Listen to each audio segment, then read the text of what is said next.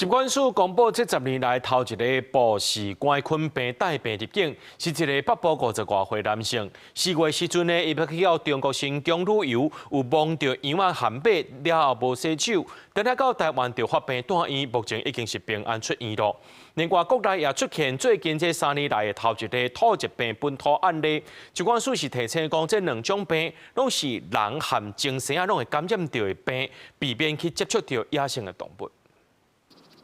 中国新疆开阔草坡啊，真侪介意大自然的游客爱去，可以当亲身体验放羊仔骑马的生活，毋过爱细字，毋能去染到布氏杆菌病。一个住伫北部50多岁本国籍的查甫人，今年4月去新疆旅游，捌接触羊仔甲马，返来台湾了后，7月初出现发烧、畏寒这症头，就以5届才确诊感染到布氏杆菌病。疾管署表示，布氏杆菌病是一种人畜共通的传染病，潜伏期上长有5个月。这原来是国内最近10年来头一个布氏杆菌病境外移入确定病例。如果有到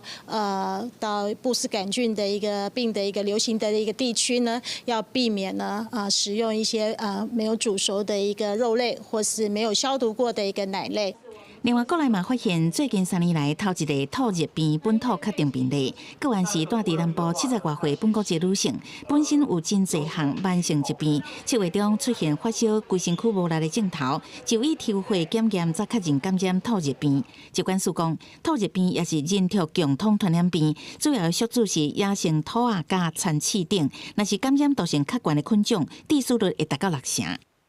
如果是吸入含有这个病菌的尘土的话呢，可能会造成肺炎，甚至到败血症。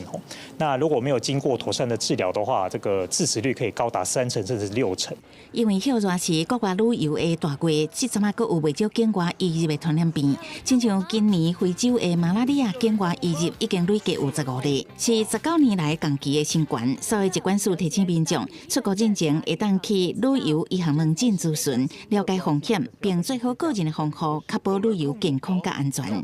记者采访报道。